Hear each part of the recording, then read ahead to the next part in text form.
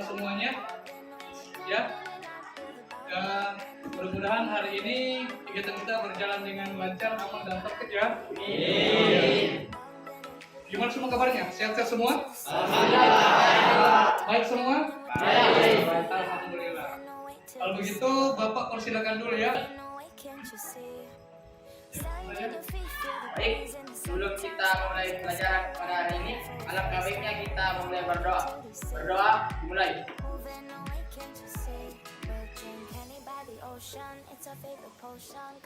Nah, sekarang saya mau mengetahui dulu ya apa-apa yang telah kita bahas di pertemuan yang lalu. Tapi sebelum itu kita mau membuka auranya lagi supaya lebih semangat lagi. SMK? Bisa. SMK? Hebat. Oke, tapi nah, untuk materi kita hari ini ya, itu adalah alat ukur listrik dan elektronika. Ya, jadi yang akan kita bahas di sini adalah seputar jurusan kita, yaitu alat ukur listrik dan elektronika. Kalau sebelumnya kita baru membahas tentang satuan-satuan, ya, satuan-satuan kelistrikan, satuan-satuan komponen. Sekarang kita melakukan ke babak berikutnya, itu adalah dengan mengenal alat ukur. Tapi sebelum itu, ya, anak itu harus tahu bahwasanya indikator pencapaian kita untuk hari ini, ya, yang akan kita tempuh itu adalah 371 atau 3.71 ya, yaitu menguraikan jenis-jenis peralatan alat ukur listrik dan elektronika. Dan yang kedua adalah menentukan peralatan alat ukur listrik untuk mengukur besaran tegangan listrik dan elektronika. Jadi untuk pertemuan kita hari ini itu adalah menguraikan jenis-jenisnya dan menentukan alat ukur yang cocok digunakan untuk keperluan kita. Ya, nah, itu indikatornya. Nah, dan sekarang untuk tujuannya itu ya, setelah membaca atau menonton video, berdiskusi dan menggali informasi, peserta didik diharapkan dapat menguraikan jenis-jenis, ya, jenis-jenis peralatan alat ukur listrik untuk mengukur besaran tegangan listrik, ya. Nah, yang kedua, setelah membaca materi pembelajaran, video dan berdiskusi dengan teman, peserta diharapkan dapat menentukan, ya, dapat menentukan alat ukur listrik apa saja yang akan kita gunakan pada spesifik atau yang mau diukur. Paham sampai di sini anak-anakku ya? Ya. Yang masuk ranah lingkup penilaiannya, ya. Jadi yang kita menilai di sini anak-anak sekarang pada tahap ini, yang akan kita nilai itu adalah kekompakan dari tiap-tiap kelompok, ya, kekompakannya, keaktifannya, ya. Jadi sebentar ini anakku sekalian akan dituntut untuk bekerja sama dalam sebuah tim atau kelompok. Dan model pembelajaran yang kita pakai di sini adalah problem based planning. Bapak akan absen dulu ya. Muhammad Nur Hidayat, ya, Pak. Ahmad Zaki, Muhammad Reski, ya, Pak. Rahmat, ya, Pak. Faisal. Tolong diperhatikan slide-nya yang di atas ya. Nah, pada slide di atas, ya, kita harus tahu dulu, ya, kira-kira apakah kalian ketahui tentang alat-alat ukur apa saja yang digunakan atau dimiliki oleh teknisi elektronika. Nah, sekarang di sini saya mau lempar kepada anak-anakku sekalian. Kira-kira siapa yang tahu alat-alat ukur apa saja yang sering dibawa ataupun mungkin sering dipakai oleh para teknisi elektronika? Silakan Arif. Berdiri.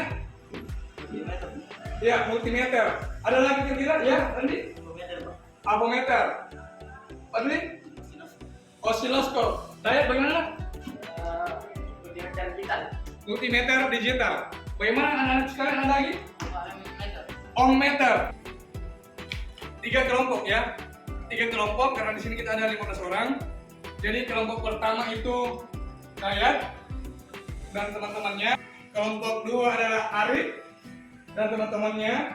Dan kelompok 3 adalah Ahmad dan teman-temannya. Ya.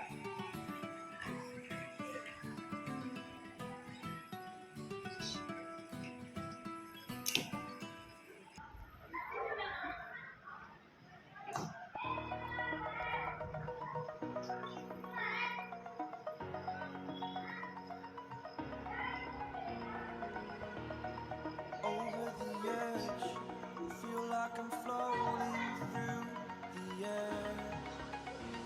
Itu siapa? Ya, siapa yang dari kelompok mana yang mau dulu menjawab? Kira-kira penjawab. Oke, silakan berdiri nah.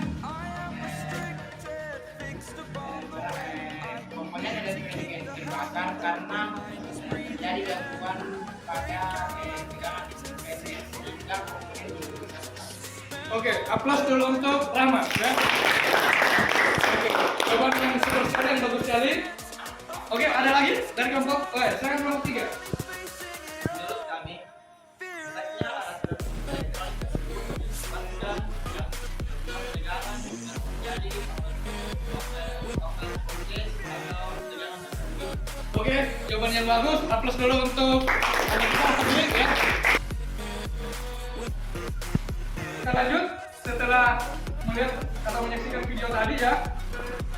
Kita masuk ke materinya dulu. Nah, kita masuk ke materi berikutnya ya, yaitu adalah 10 jenis alat ukur listrik dan elektronika yang sering digunakan oleh teknisi. Saya minta semua kelompok memperhatikan sembari saya akan mengirim linknya ke grup Anda masing-masing. Sudah diulangi tadi videonya? Sudah ya? Jadi ya, saya akan memberikan sebuah persoalan untuk didiskusikan bersama teman-teman kelompok Anda. Silakan perhatikan slide-nya. Nah, ya, diskusikan dengan kelompok Anda dan buatkan kesimpulan. Ya, suatu ruang kerja terdapat beberapa peralatan elektronik seperti televisi ataupun radio yang tidak bisa bekerja atau tidak bisa dihidupkan. Kenapa hal tersebut bisa terjadi dan langkah apa yang harus dilakukan? Selanjutnya, alat ukur apa yang cocok digunakan untuk melakukan proses pengujian atau troubleshooting tersebut untuk mengetahui masalah tidak bisanya hidup itu televisi atau radio tersebut. Dua dan kelompok 3.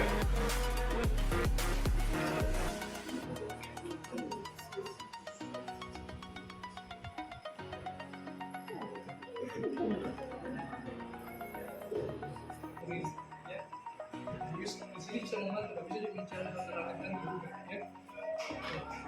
Kalau link yang bisa sebar materi di grup itu bisa cari di situ. Kelompok 2 juga sudah selesai ya.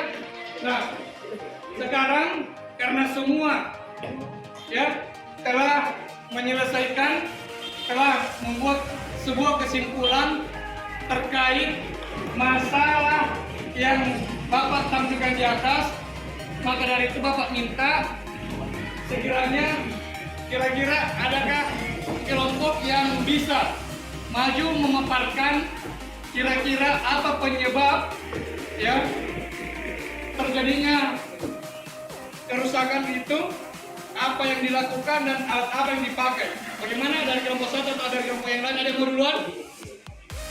Siapa? Oke, silakan kelompok 3 maju dulu untuk memaparkan di tempat saja. Untuk kelompok yang lain tolong diperhatikan. Baik, bismillah, assalamualaikum warahmatullahi wabarakatuh. Waalaikumsalam warahmatullahi wabarakatuh.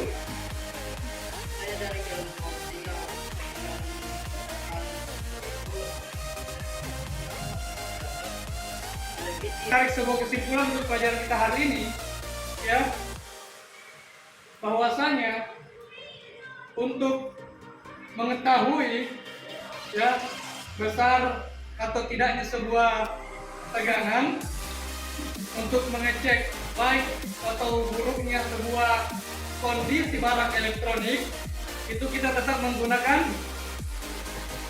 alat ukur ya. Kita tetap menggunakan alat ukur.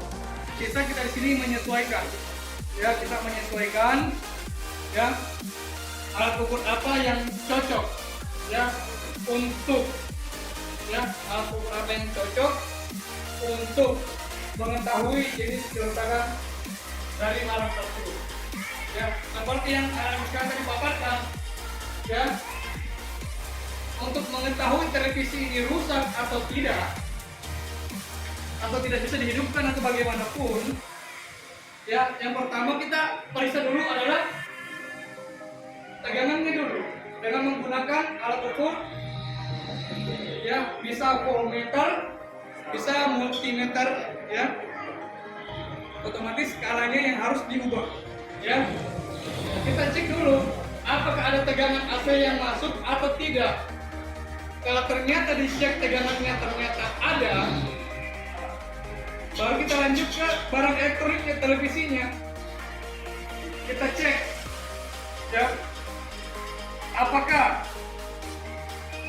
di televisi itu terjadi kerusakan atau tidak ya. Kita bisa mengeceknya dengan menggunakan multimeter baik analog maupun digital ya, dengan posisi saklar pastinya di untuk mengetes ya apakah korslet atau tidak ya.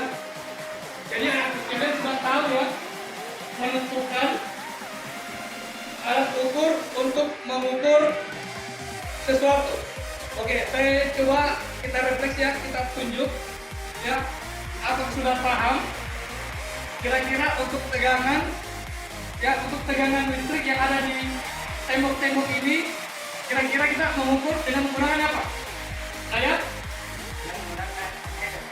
Dengan menggunakan avometer. Kalau avometer di situ skala prioritasnya adalah AC. Kita akan menyampaikan ya mata pelajaran yang akan kita bahas di minggu depan.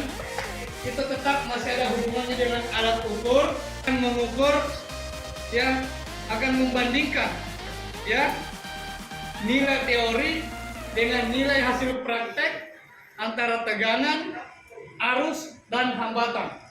Bapak harap selepas kita dari ruangan ini, anak-anakku sekalian pulang dengan tertib ya, tetap berhati-hati di jalan, jaga kesehatan dan jaga kondisi agar pertemuan depan kita bisa bertemu kembali.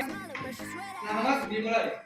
Sebelum kita menutup pelajaran ini, mari kita berdoa bersama untuk pelajaran ini.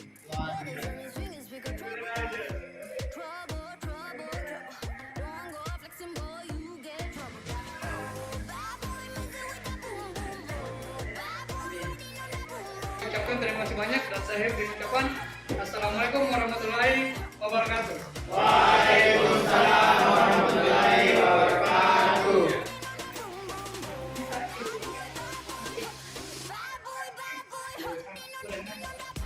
Hati-hati di jalan ya, hati-hati di jalan. Sudah disaksikan anak sekalian videonya tadi? Sudah ya? Nah, jadi video tadi itu adalah menceritakan tentang kejadian perangkat elektronika yang meledak. Nah, pertanyaannya atau masalahnya adalah kenapa alat-alat elektronika tersebut, komponen-komponen elektronika tersebut tadi pada pemutaran video yang Anda amati sekalian itu bisa jebol, bisa rusak, bisa berasap, dan bisa rusak, tidak aktif, yang tidak berfungsi lagi.